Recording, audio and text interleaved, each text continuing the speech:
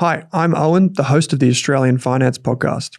This podcast is proudly sponsored by BetaShares, one of the leading providers of ETFs here in Australia. Serving thousands of financial advisors and over 1 million investors, BetaShares manages tens of billions of dollars on behalf of investors right across the country. I'm proud to partner with BetaShares on the Australian Finance Podcast, Australia's premier financial podcast, because there is great alignment in the long-term philosophy shared by both businesses. I hope you enjoyed this episode of the Australian Finance Podcast. Gemma Mitchell, welcome to this episode of the Australian Finance Podcast.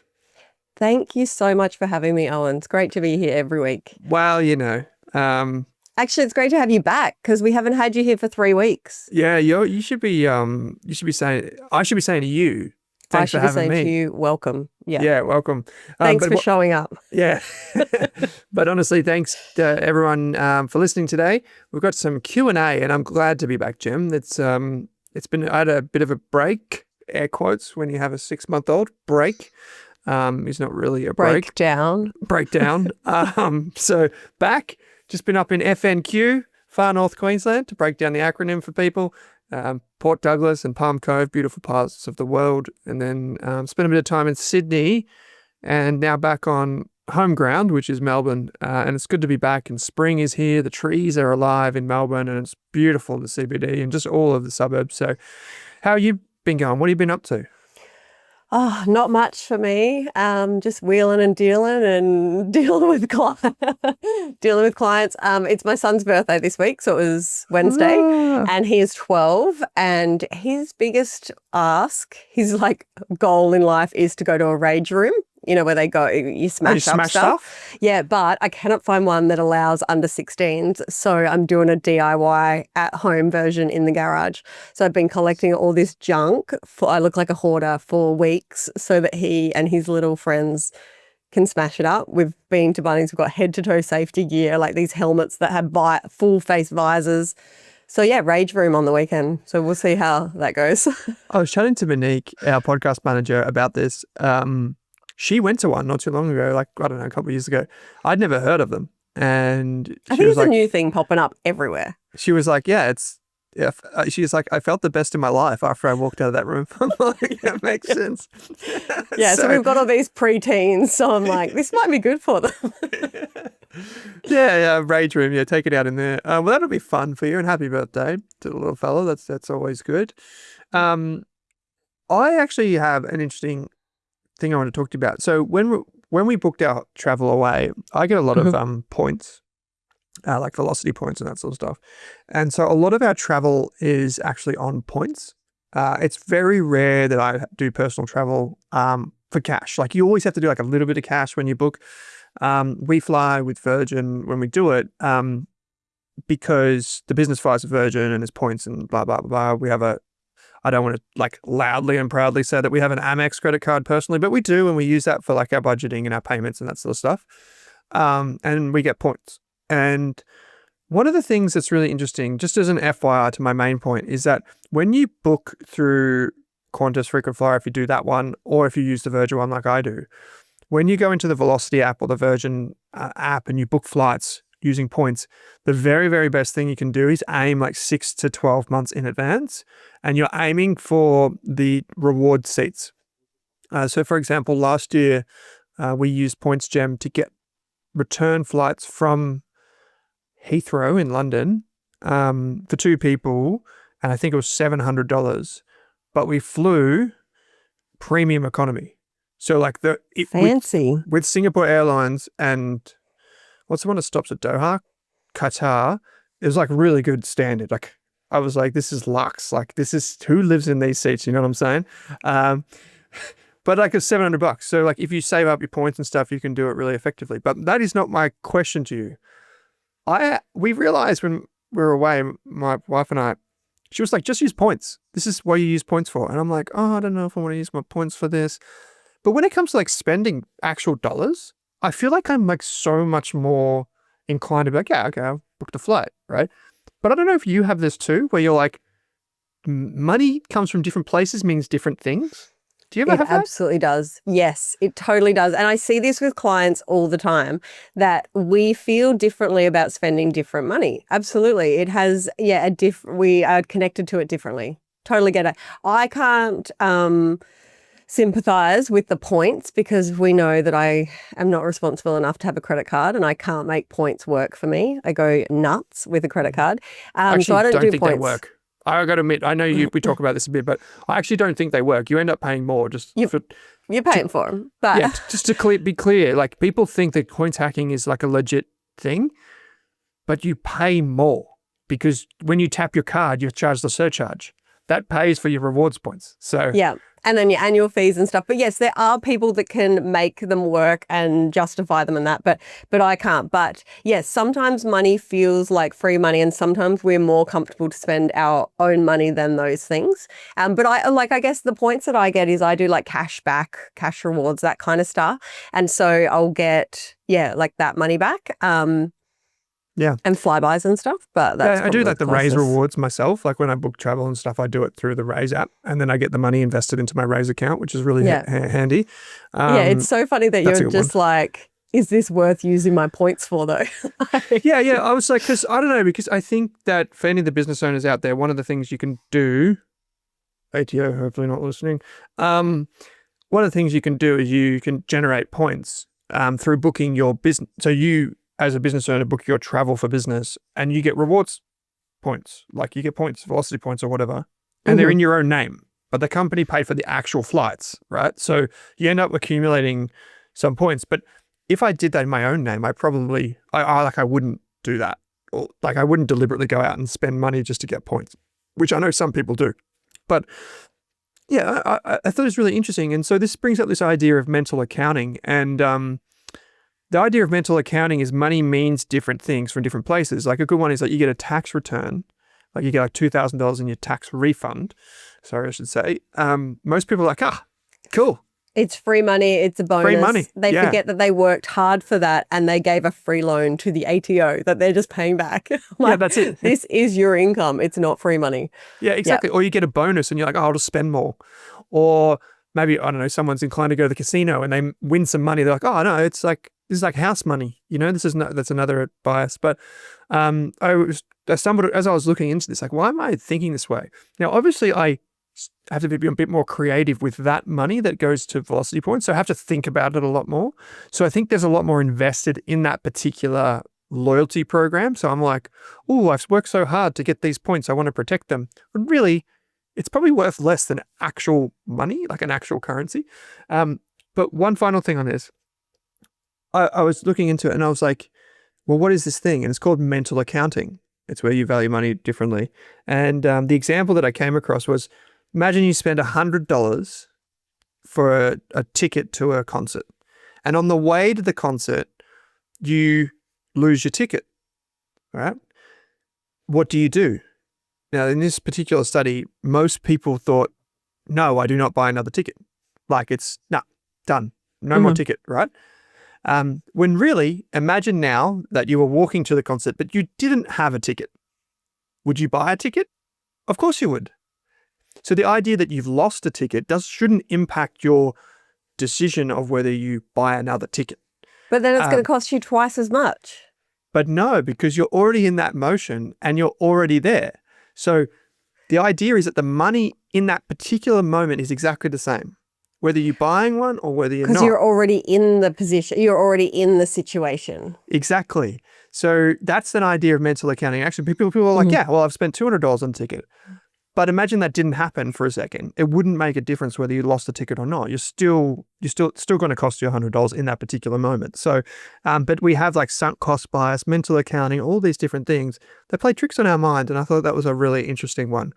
Now we do have lots of questions, Gem, that have been sent in. We do. We absolutely do. We've got some good ones today. We have 5 that have come through and some really good names. Yes, there are. If you do want to send in a question, you do that via the link in your podcast player. Now, if you're driving and you're playing this in your car, obviously don't just like somehow pick up your phone and do that. But once you get to a safe destination, you can click the link in your podcast player or on your YouTube. If you're on YouTube, just press the description field there and there'll be a link select the one that says Ask a Question and the Australian Finance Podcast. We love funny names when you send them in. If we do answer your question on the show, which we most likely will, general advice warning applies. We don't know your needs, goals, or objectives, so be sure to speak to a financial planner before you act on this information. The benefit of giving us a funny name is it kind of separates us again from knowing exactly who you are, because there's no way for us to know. So try and keep your question a bit more general, make it fun. And if we reference things like insurance or super, there's a question about this today. Be sure to read the PDS. That applies for like super funds and ETFs and that sort of a thing. The first question is a good one, maybe more so for you, Gem, which is from Celery Sacrifice. And they've done celery as in like the fruit. Is it a fruit or is it a vegetable? That is a very good question. I would say veg, but tomato's a fruit, isn't it? Yeah, I don't know.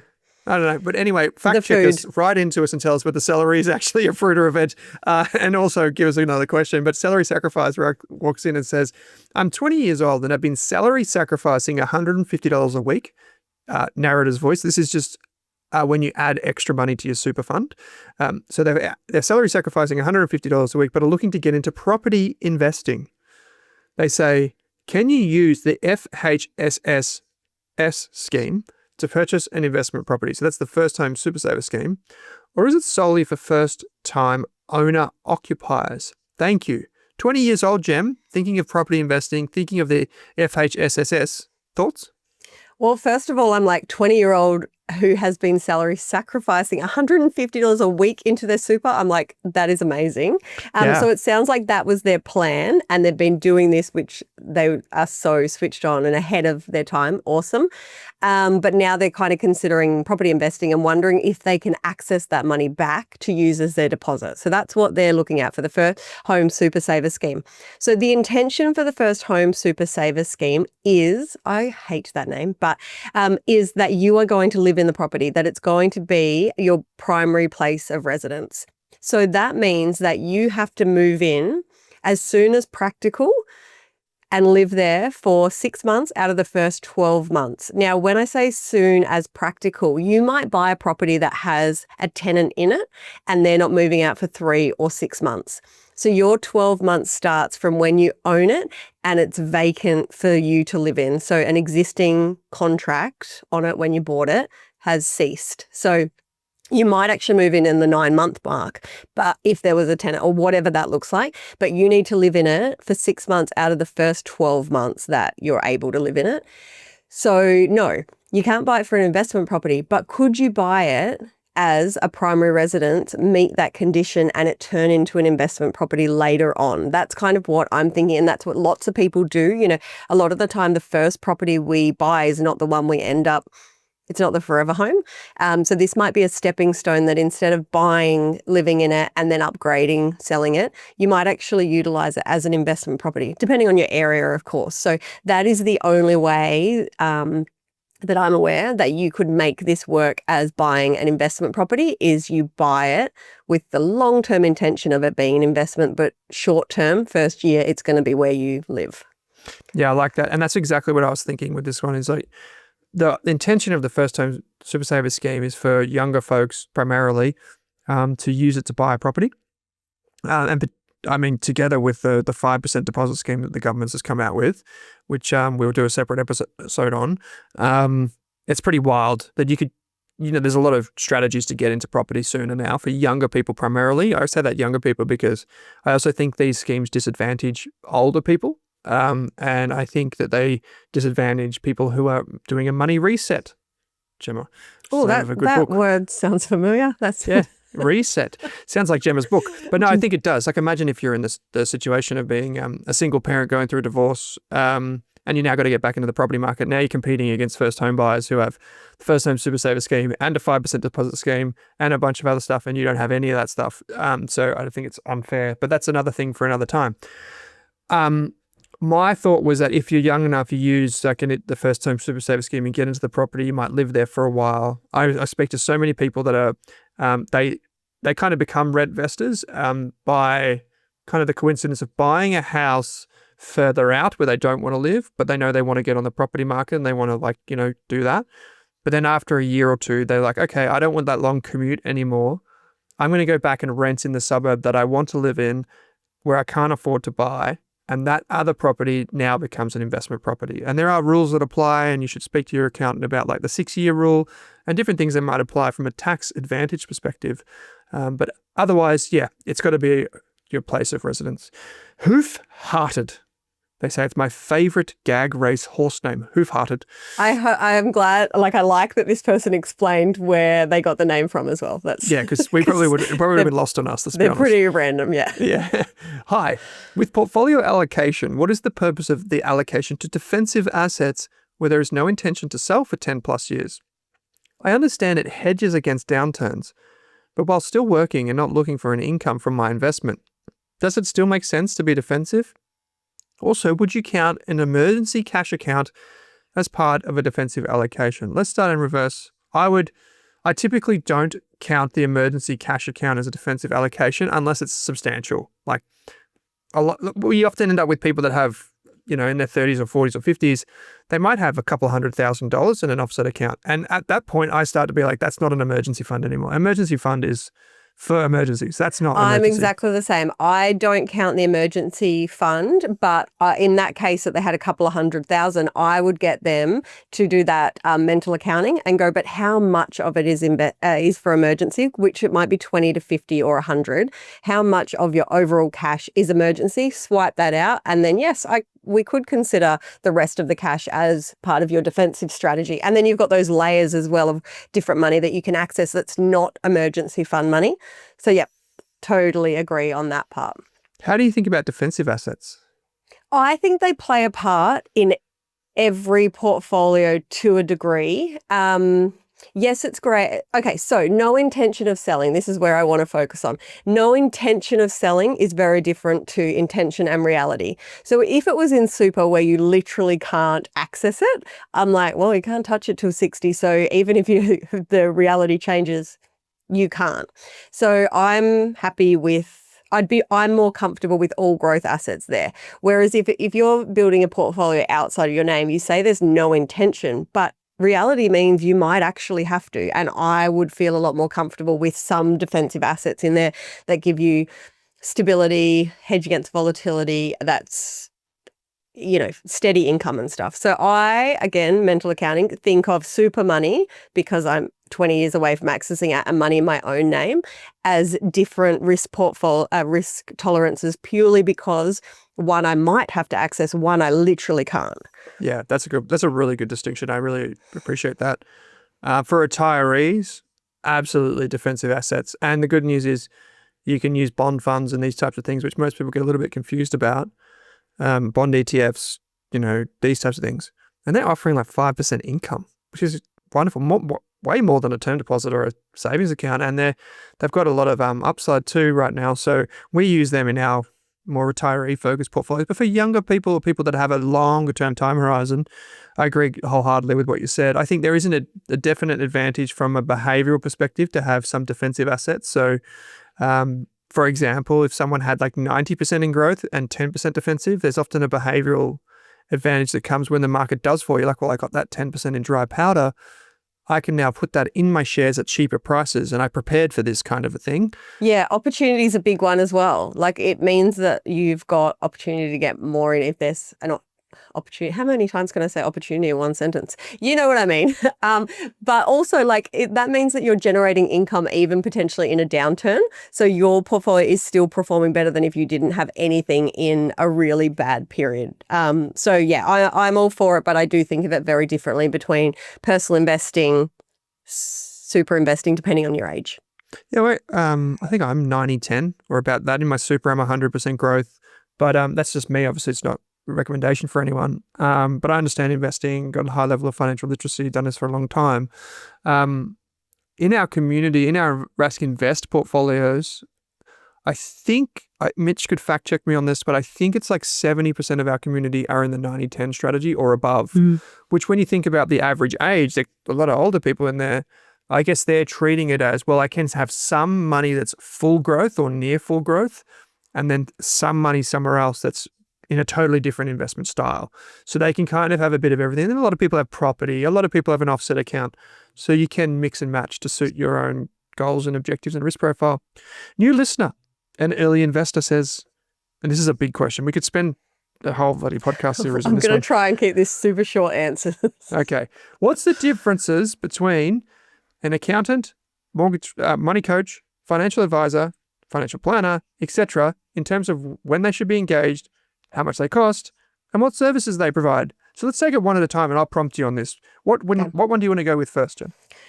Okay, well, let's put advisor and planner together. So an advisor and a planner are the same thing. You can use them interchangeably. In Australia, it's the same qualification, registration, all of that kind of stuff. Mm-hmm. Okay, so when would you use a financial advisor?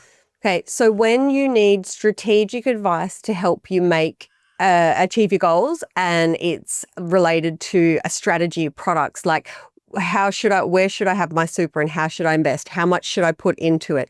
I've got a plan to be debt free by X age. How should I go about this? I have X surplus. What should I be doing with it and where should I be putting it? When you have your financial foundation sorted, so you know what you own, what you owe, you spend, you're good with a regular, consistent saving, and you've got some money there that you can really start to take your situation up to the next level. So I'd say once you got all the basics covered, financial advice is where you want to be, but it will give you a specific plan. This is your goals and you do X, Y, and Z, and that will get you to achieve your goal, and you work with the advisor.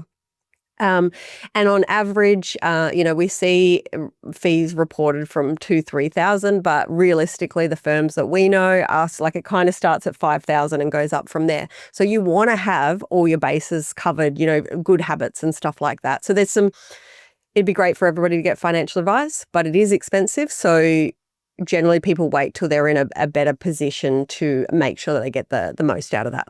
That's where you can use some of the other professionals we're about to talk about, but also podcasters like this one. There is another question that follows this on how to justify financial advice fees. So I'm glad we kept that one succinct. They can go hand in hand. Yeah. Yeah. So that question will be coming up next. Money coach. What does a money coach do?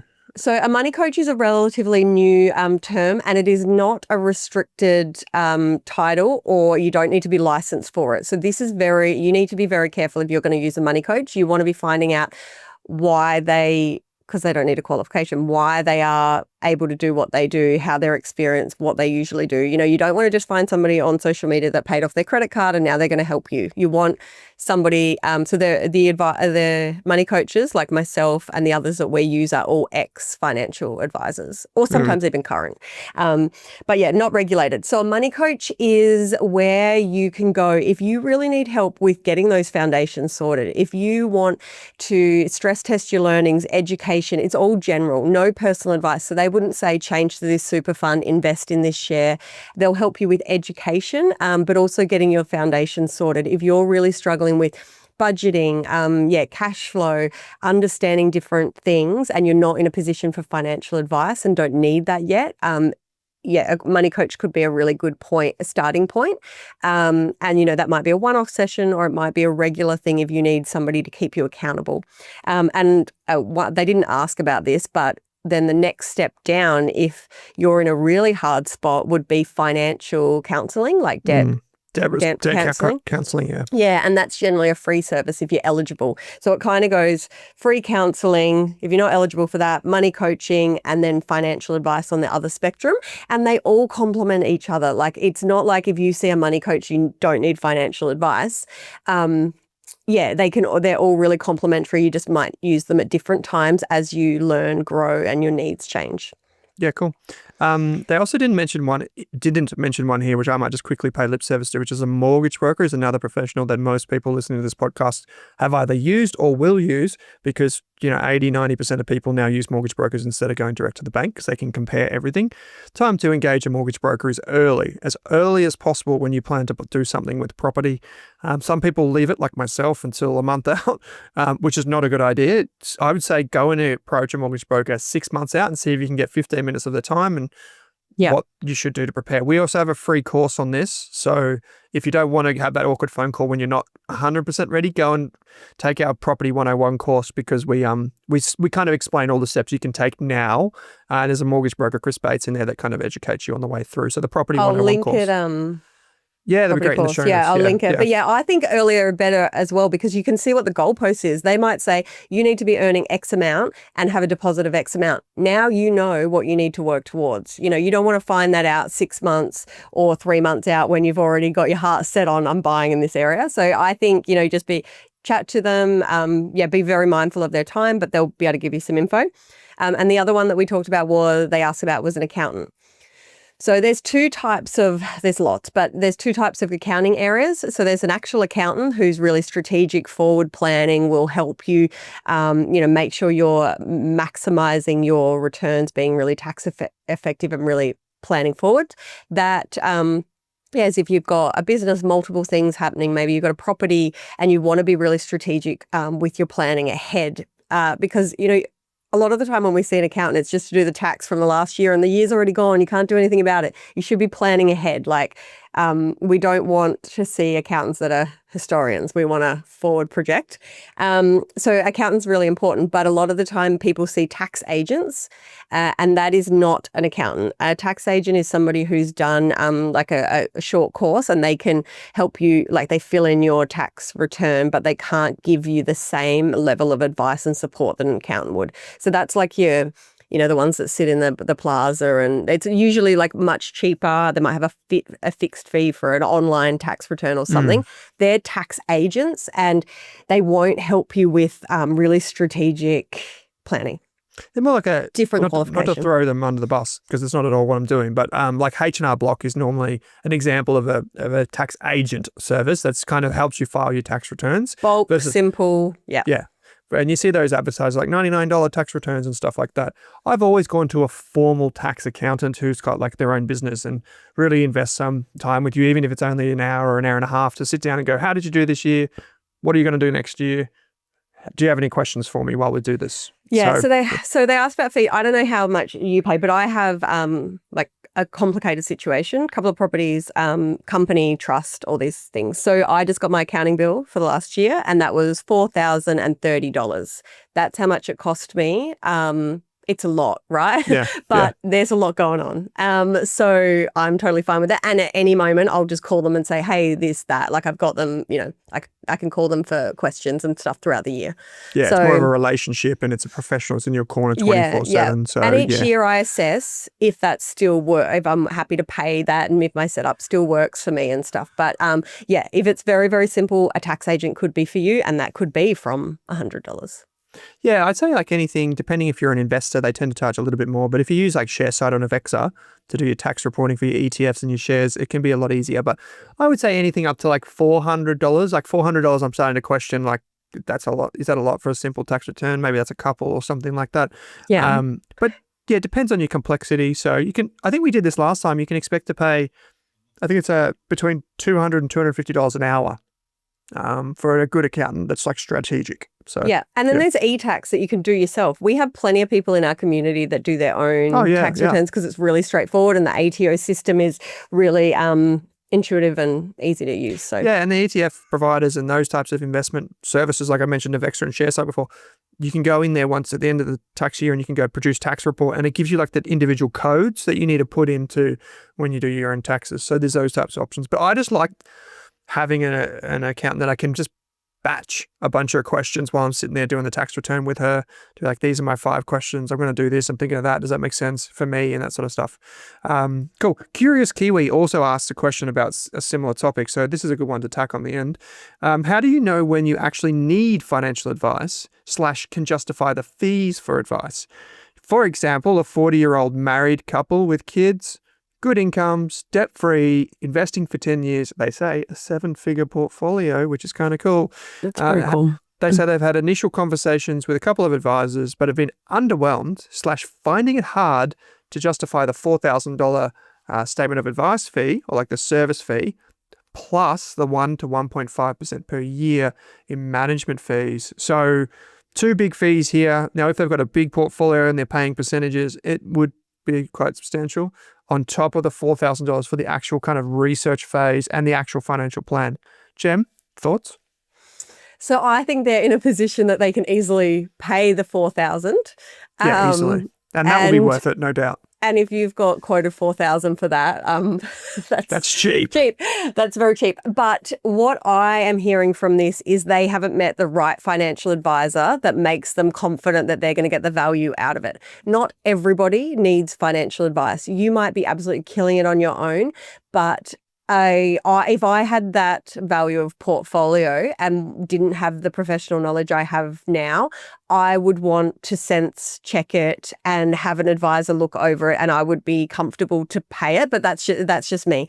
Potentially what they actually need is somebody that can do that as a one-off more than the ongoing relationship.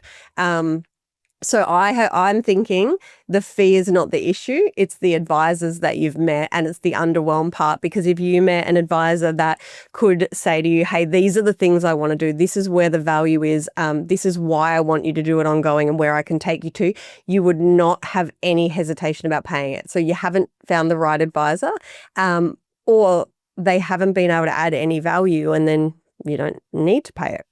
Yeah, a lot of people come to us just for a sense check, right? Like, I think the reason that the statement of advice fee, the $4,000 here, is on the lower end, definitely for someone with a bit more means, is because I would assume the financial advice firms are saying, well, we also need you to do this 1% per year fee. We don't just do the $4,000 by itself, which is a bit of a pain in the backside. So that's why we, just as a self-promotional thing here, that's why we designed our business differently. You pay one fee and it covers you for a year, and you get coaching and everything included. So you pay the included in the fee is your financial plan, is your coaching, if you want us to manage your portfolio, we can do that for you as well, if you want us to be part of it. And I think that's what's kind of made us so popular and why we have a very, very long wait time right now. Yeah, we do. But yeah, with that is our kind of focus as well is that you don't have to stay on ongoing service. It's not our business model. So, if your current setup and products and things work for you, we'll work within that. If we recommend small tweaks, we don't need to move your assets over to another product so that we can charge ongoing service, but we're going to look at it and tell you what we absolutely recommend. And if we think you need ongoing service, we're going to recommend it. You can say no, but that's the most important thing. We might be saying, hey, we know there's a better super fund or better investment platform for you, and these are the reasons why. I honestly think you just haven't met the right advice firm, and you wouldn't have any qualms about paying that fee if you had met the right advisor. Yeah, so just keep shopping around. Because we always say meet with 3, but maybe you need to meet with more, or maybe you're just not ready right now. But it sounds like you're absolutely kicking goals. So congratulations. I would want you to get financial advice to look at the structures, just sense check everything, just sleep at night test, and maybe then you just go back doing it yourself for 10 years or something, until something major changes. But yeah, that's a significant amount of wealth. And I think, having a financial advisor that you really trust and can see the value in working with would be great. Yeah, and it's not just us that do some of these once-offers. There are other firms that do it. One of the things that I'd probably say here is what I'm seeing with our community is there's kind of this line that people get to where they're like, I think I've exhausted all of the tips on the podcasts and this sort of stuff. And they're like, absolutely, like they're the A+ or the A students that listen to the podcast and they go and do the thing. And then in a couple of years, they've got more money and they're like, oh, what's the next thing? And they often get to a point where they're like, oh, I think I'm pretty good. Like, I think I am an A+ kind of podcast student here. Like, you guys have taught me a lot. I'm in a great situation. And it's at that point when they get financial advice. Like, normally I would say the big markers of financial advice are starting a family, maybe wanting to buy a house even before that, wanting to buy a house, what the best method to get there, maybe even sort out your insurances, because that makes sense to do it earlier in life. There's a whole range of reasons for that. Starting a family, going to a single income, selling or buying a business or inheritance, that's kind of midlife type stuff. Divorce is another reason. And then it's retirement planning, early retirement, for like regular retirement, so to speak. Those are the kind of the big areas of life when there's like a catalyst in your life where you're like, okay, let's go and get some support. And for what it's worth, like I still see a financial advisor for insurance. You still see an accountant. I have a financial advisor. Because I'm so emotional about my own money. So I need a financial advisor. It's just like I need a personal trainer. So I'm even thinking like 7 figures. Even if I got a statement of advice that said you're awesome. Keep doing what you're doing. We couldn't think of anything else that you could maximize. You're kicking goals. I would be like, that's amazing. Like, I'm just so glad I got that validation. So yeah, I think it's just, people value different things, but you're just having that validation that you're even doing things right and nothing can be improved. I would be happy to pay for. I won't reveal too much, but we had a client that was like exactly like that, like an amazing client couple. And I was like in the discovery call with them, I was like, I don't really know if what we'll be able to do here, because you guys are like really bloody good. But then actually there was some really finer details that they'd missed, like really, really, really important details. Like they were debt recycling, but not in the way that the ATO would probably want them to do it. They had something set up in the incorrect way, and then they pulled out of it, and that caused issues in other things that they were doing and caused tax. And so sometimes even the smartest people, with the people that I think they've got everything sorted, there's just things you haven't seen because you don't have like the cross section. You haven't seen like 100 other people's finances to know, yeah, that might be right now, but in 3 years, I can tell you the problem that you're going to get into is X, Y, and Z because I've seen it 50 times before. Yeah. And so like, that's exactly right. In a meeting though, you just telling me your situation and going, oh, I can't think of anything to improve. You still need to commit to the fee. So we dive into it to find the issues. So you need to be prepared to go, yeah, there might not be any, or there might, but it's a cost, right? It's like getting a car serviced or whatever. So I think this person just needs to keep looking for the right fit. Yeah, and final thing on this is like anyone listening to this, like we're pretty big fans on like not having the percentage fee. So the percentage fee applies for financial advice when you get like your investment portfolio. Sometimes that includes your super as well. So if you've got like $2 million, if you're later in life, you've got a decent sized share portfolio, ETF portfolio, and you've got good super balances, it's pretty easy to get to $2 million. Not easy, but it's probable in most people that listen to this show, if you're good with money in your midlife, you will probably get to that situation. And so if you think about it, if you're paying 1% fees on $2 million in say 10 or 20 years, or even right now, you're talking 20 grand. And so that's a lot of money. So if you can find an advisor that does fixed fees, I think that's a win, provided you, like some people justify their percentages for sure, and they're really good advisors and you're like, okay, this is the person for me. But like a lot of the time you can maybe just negotiate a fixed fee or something like that that might be more to your liking. So go into it with that approach. Final question, and we'll be quick here, but it's a good one. From Risky Business, they say, hey guys, I am trying to sort out insurances for myself. That's an alarm bell, but I'll come back to that. I'm hyperventilating. As I'm about to separate from the Defence Force, which was providing this cover. Well, thank you for your service. I'm very proud to say that. Thank you. They go on to say, I have spoken to a few advisors now, and most have said they don't do insurance separately, and have said either just use my default super fund, which doesn't include TPD, income protection, and trauma insurance, or save myself the cost of an advisor and I DIY it. This goes against what you have advised. I am just very confused, really, and concerned about the cost of insurance I have been quoted so far. Should I persevere myself, or should I just bite the bullet and use an advisor? So the question is, for people that aren't sure, some financial advisors, very few actually, only do insurance. Very few. Many financial advisors do everything like we do, and some of them do everything but not insurance. So it's kind of like, it can be a bit like, well, which one do I actually need? So Gemma, maybe the first question for you is people that are thinking of DIYing their life insurance or personal insurance. So this is what we're talking about is income protection, life insurance, trauma, and TPD. We're not talking about health insurance. That's a different thing. But we're talking about the big ones. DIY or not to DIY?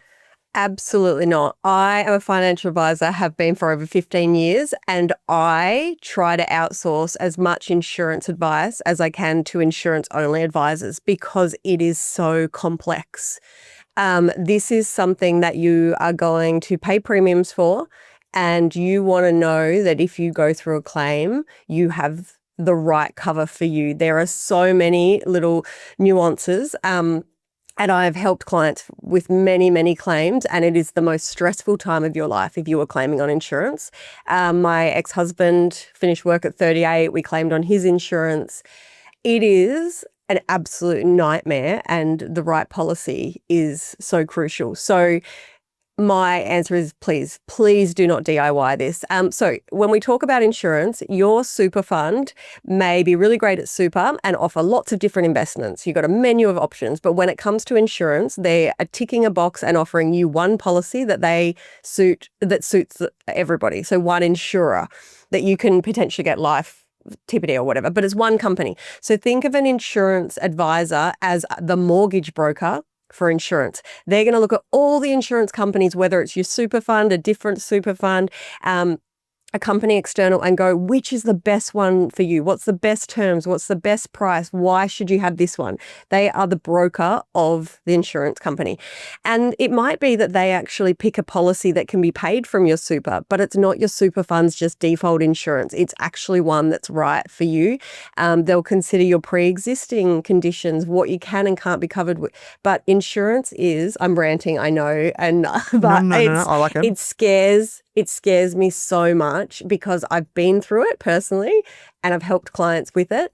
And when you have companies like Sky Wealth, who is a friend of the show, and I'll link them in, when you have companies that are so good at insurance only, and I think their advice fee is like $500 for a couple or $350 for a single or something. Yeah, it's not much at all. But I'm like, why would you ever risk doing it yourself? And there's like, okay, I'm probably exaggerating. There's probably 50 to 100 insurance companies. You can't look at them all.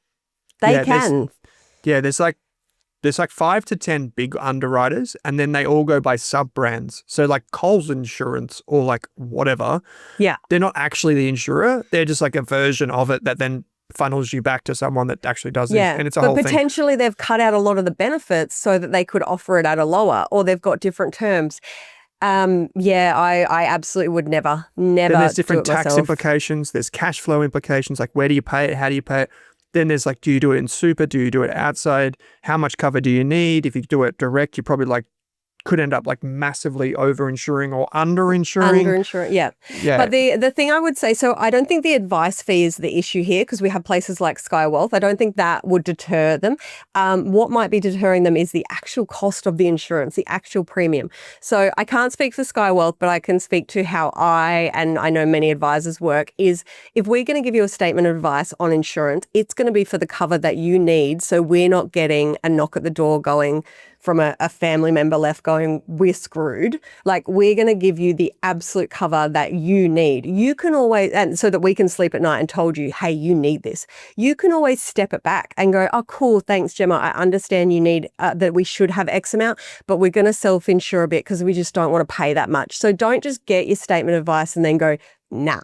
Work with the advisor, talk about a budget first, talk about what you're comfortable with, and just find some middle ground. But if they've given you this big quote and you go, that's ridiculous, start tapering it off. Like, just don't say no completely. Like, yeah, it doesn't have to be what your advisor, it's like a statement of advice for investing and stuff. You can go, cool, thanks for telling me that that's the best option for me.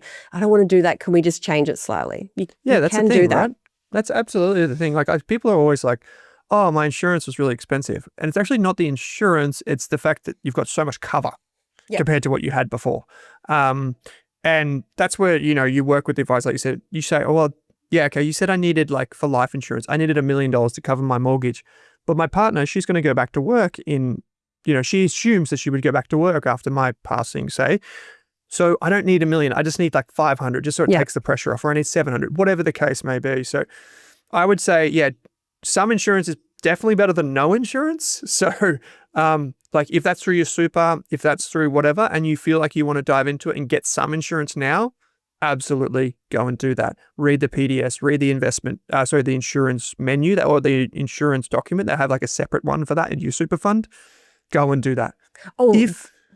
Sorry. I was going to say the final thing, and I don't want to scare people, but one of the questions is, have you ever been declined insurance before? And if you say yes to that, you will potentially not be able to get insurance. So this is why you want to go to an advisor, because they're going to do pre-assessments and things. Like, if you just go direct, you might not be eligible for it and you might get a no, and then you might never be able to get insurance again. Yeah, this is the whole thing that people don't understand with insurance, which is why I said before, if you're going to get financial advice, get it early in life just for the insurance alone, basically, is because if it's kind of like if you snooze, you lose. Like, if you wait to get insurance, Like, I know this is a finance podcast and we're talking about the most boring possible topic within finance. So, we're so being bear really with us. intense. Sorry. But if you get, the older you get, the more medical conditions you get, like, obviously. So every year that passes, your insurance will either become more expensive, or there'll be more exclusions or loadings, which is where they add a little bit extra on, or you'll just be declined. You won't be able to get it. Yeah. Get it earlier, which is what I did. I initially did it through Super and then went through Sky and all that sort of stuff. But get it earlier, because it will be better cover. It'll cost you less potentially over time.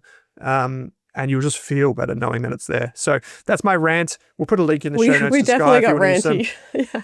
We've done some episodes on this. If you are inclined to DIY and just learn a bit more, jump into those episodes. There was an episode not too long ago with Phil from Sky. He does some great content. And there will be other insurance only advisors, right? So if you chat to Sky and they're not for you, we always say chat to a few. But yeah, I would be exploring that more before I go DIY, definitely.